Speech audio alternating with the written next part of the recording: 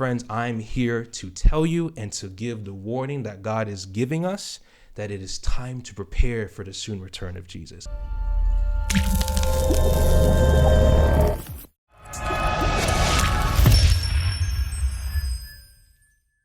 Hey everybody, welcome back to Give an Insight. Thank you so much for joining me for today's video. As you can see in the title, we're going to be talking about the soon return of Jesus and how close we are to that great event. As many of you have experienced this year in 2020, so much has been going on. We've probably never experienced a year like this before, like ever, right? And I know I have personally been questioning, how close are we to the soon return of Jesus?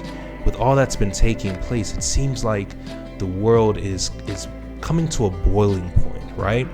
And so I don't know if you guys feel the same, but what I want to do is invite you guys to come with me and let's kind of dive into the Word of God and see what it has to say about what we're seeing in the world right now. Is there anything that kind of gives an explanation and clarifies, the stuff that's happening, or are they just random and this year is just a fluke year, right?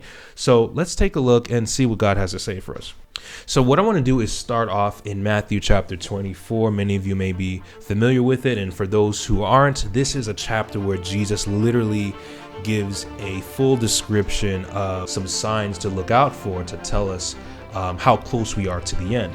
And so starting in verse 4, this is what Jesus has to say. And Jesus answered and said to them, "Take heed that no one deceives you. For many will come in my name, saying, I am the Christ, and will deceive many.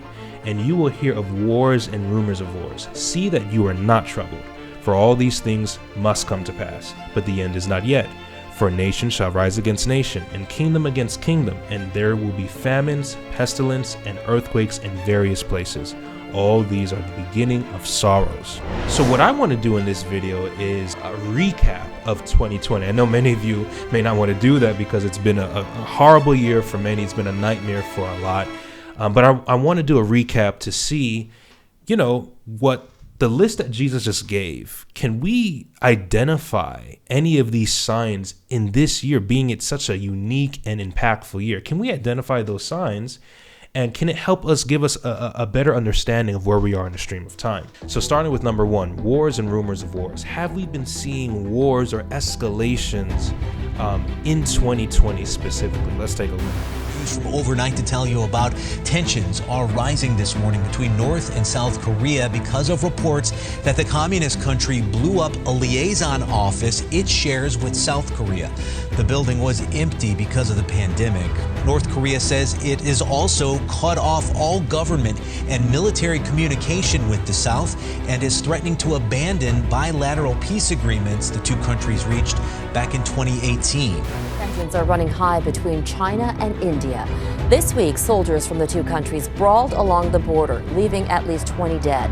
The dispute is over a contested area in the Himalayas. The two neighboring nuclear powers have fought over the border before, but this was the first time in close to 6 decades that anyone has been killed.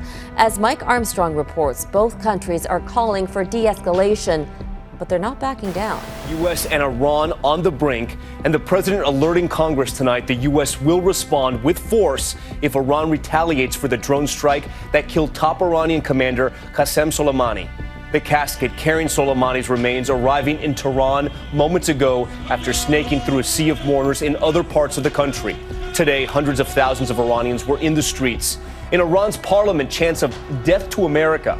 Tehran vowing swift revenge on American soil and announcing they will no longer abide by the uranium enrichment limits in the 2015 nuclear deal, a move which could put Iran on course to accumulate enough fuel for an atomic bomb.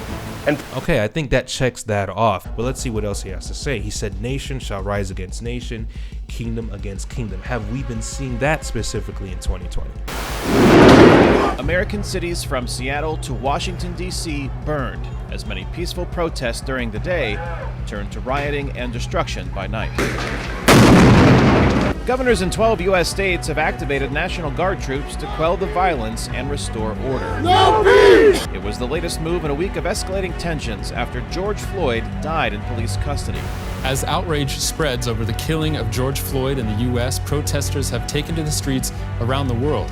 Thousands of demonstrators gathered in London to protest against racism and discrimination, despite calls from politicians not to defy the lockdown there because of the COVID-19 pandemic. The murder of a young white farm worker sparked a tense standoff between the farmers on the one hand and supporters of a far-left political party on the other in the small town of Senegal in South Africa's agricultural heartland.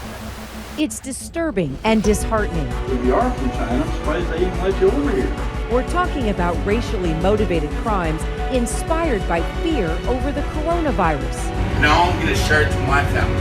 As COVID-19 spreads across the United States, so does an alarming rise in hate crimes within Asian American communities. Okay, I think that pretty much covers that as well. Now, it's interesting to note that the word nation in the Greek is actually ethnos. And ethnos basically means a race. Like, I'm a black man, I belong to the black or African American race. And so what Jesus is kind of telling us there is that nation shall rise against nation, or race shall rise against race. There will be racial tensions right before his second return. Obviously, racial issues, racism has existed for quite some time now. But I don't think, post the civil rights movement, we've actually seen tensions rise like this until this year. And so I find that very interesting that also took place this year. So moving on to number 2, Jesus identified that there will be mass famines. So do we see any type of famines or food shortages in 2020 as well? Let's take a look. Nearly half of the 22 million jobs lost during the pandemic have not yet been recovered. Hunger, food insecurity, and need remain a constant. Stephanie Sy has the latest.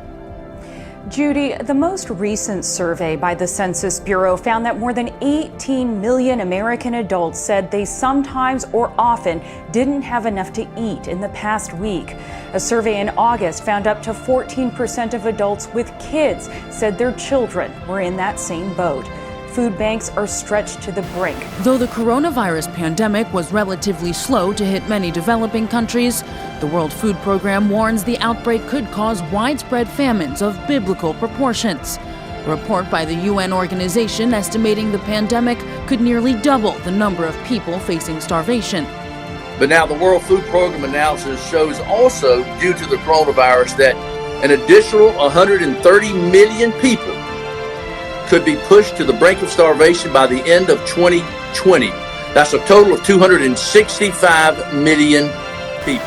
Parts of Africa and Asia are at risk of losing crops. They're facing food insecurity for the rest of the year because of locust swarms. We've covered this story before. It doesn't look like the locusts have gone away.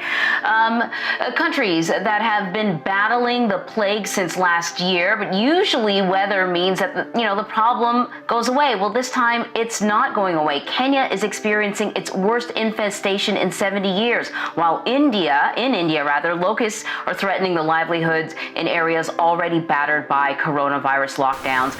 Wow. So I think that basically covers that for sure. I think a big indicator for me is that, it's one thing to see that there's food shortages in poorer countries. That's something that they obviously struggle with.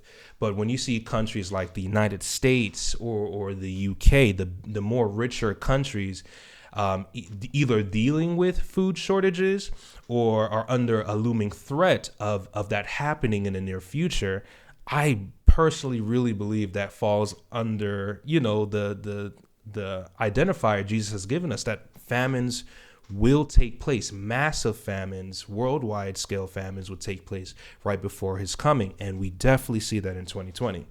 Moving on to number 3, pestilence. And really quick, pestilence is just another term for diseases. So the question is, Have we been seeing diseases or some type of plague taking place in 2020? I don't even know why I'm asking you this question. You obviously know that COVID-19 has been ravaging the entire world. Every single country has been going under lockdowns, quarantine, and yes, that is absolutely happening in 2020. So let's go ahead and move on to the next one. Jesus mentioned earthquakes in diverse places, and I find this one to be very fascinating because you typically hear of earthquakes normally on the West Coast, but what's interesting about 2020, we've been seeing earthquakes happen in other places that you would consider to be unusual. Let's take a look.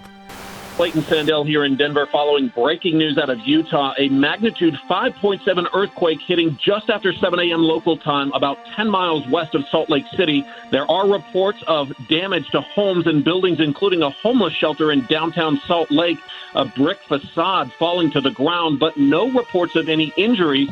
About 35,000 customers are without power, and the airport is currently shut down and evacuated while authorities make sure everything is safe. For now, it seems there is no major damage, but authorities will be checking throughout the day, and officials warn there could be more aftershocks. Robin? Start with breaking news tonight. A strong earthquake hit Idaho just before 5 p.m. You might have felt it. Lots of people in Spokane did. Let's get right over to Mayor Kawash, who has more on this earthquake so far. Mayor? Yeah, we didn't feel it in the station here, but everyone else in Spokane did. The United States Geological Survey says it was a 6.5 earthquake that hit near Chalice, Idaho. That's just north of Boise. The earthquake was about 6 miles underground, so it's considered a shallow one. Those are usually more damaging than ones that start deeper in the earth. Powerful earthquake struck the Alaskan Peninsula, triggering a tsunami warning and evacuations. The 7.8 magnitude quake was centered about 500 miles southwest of Anchorage, followed by several strong aftershocks. The city of Kodiak issued an evacuation order. Residents gathered on higher ground at the high school there, but the tsunami warning now has been canceled. There are no reports of injuries or significant damage. So again, earthquakes in diverse places. So you have Idaho and Utah. Me personally, I don't think I remember the last time I heard of a major earthquake taking places in those states, in those areas. So I find that to be a bit unusual and to go right along with the description that Jesus gave us. So far, guys, we're definitely on schedule as far as what Jesus has listed to us of what would take place right before his soon return. All these things have happened in 2020, some of them almost simultaneously. And this doesn't include the wildfires, the hurricanes, the tropical storms, all types of other calamities that have been taking place at the same time as well. 2020 really sounds like this list that Jesus is providing us. And so it really makes one think, where are we in the stream of time? Is Jesus really coming back? And friends, for me personally, the answer is absolutely yes. And I believe his return is a lot closer than both you and I believe. I want to share this last verse here in this passage that Jesus shares with us. It's found in verse 8 of Matthew 24. He says, all these things are the beginnings of sorrows, right? All these things are the beginning of sorrows. And what things? All the signs that he listed, the wars, kingdom against kingdom, nation against nation, earthquakes, pestilence, famines. He says all those things that I mentioned are the beginning of sorrows.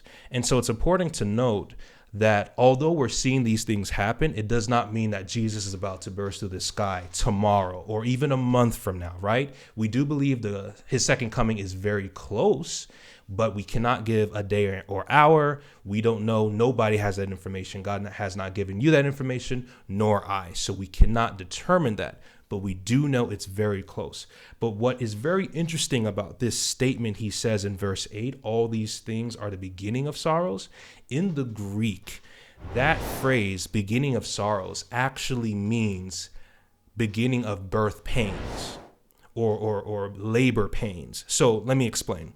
When a woman obviously is pregnant and is near her delivery time, we know that she experiences what we call contractions.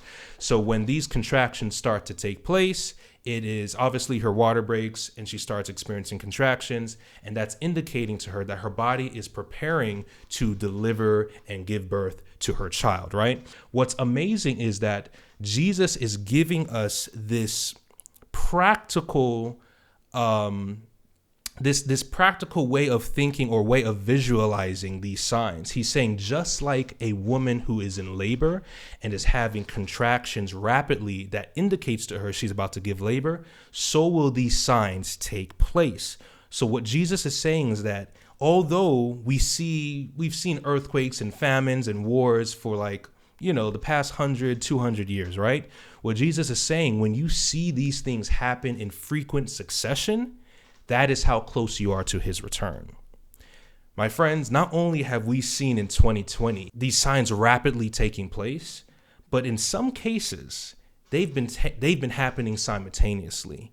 And so what am I trying to say? I think we're right at the end of time, friends. I believe Jesus' soon return is right around the corner. I am not giving you a date. I'm not giving you an hour. I'm not even giving you a year. I am not here to time set. That is not what we do. We stay away from that. However, Jesus did give us signs to let us know how close that is. And friends, I'm here to tell you and to give the warning that God is giving us, that it is time to prepare for the soon return of Jesus. It is time to get ready. If you can see these signs yourself, then you can clearly see as well that the world is coming to an end and Jesus is going to return soon. Guys, I know there's a lot of people out there who are trying to convince you that everything's going to go back to normal. When the vaccine comes out, COVID will disappear and we'll be able to go back to normal soon. And I have to be honest with you, it is a lie. They're lying to you. I don't want to say that they're lying to you. Maybe they believe it themselves, but regardless, it is a lie. The Bible makes it very clear that the world will continue to go in this downward direction, that it will become worse and continue to get worse. And as a result, Jesus will have to come and he'll have to end it all and start all over. I want to share this verse with you found in the book of John, chapter 14, verses 29. And this is what Jesus has to say. And now I have told you before it takes place, so that when it does take place, you may believe. This is Jesus speaking to you and I. He has told us these events, these signs beforehand, so that when we see them happening with our own very eyes, that we will believe the very words he has given us. What else in this book is true? What else did Jesus say in here that we need to find out and we need to listen to? So I invite you, friend, to open your Bible, to grab a friend, maybe contact a pastor. You can hit me up if you want to. Absolutely hit me up. I will make myself available. If you have questions about the Bible, if you have questions about what's happening in society and you want to know what the Bible has to say about it, let's talk about it. Let's study together. Let's figure out what God says in his word.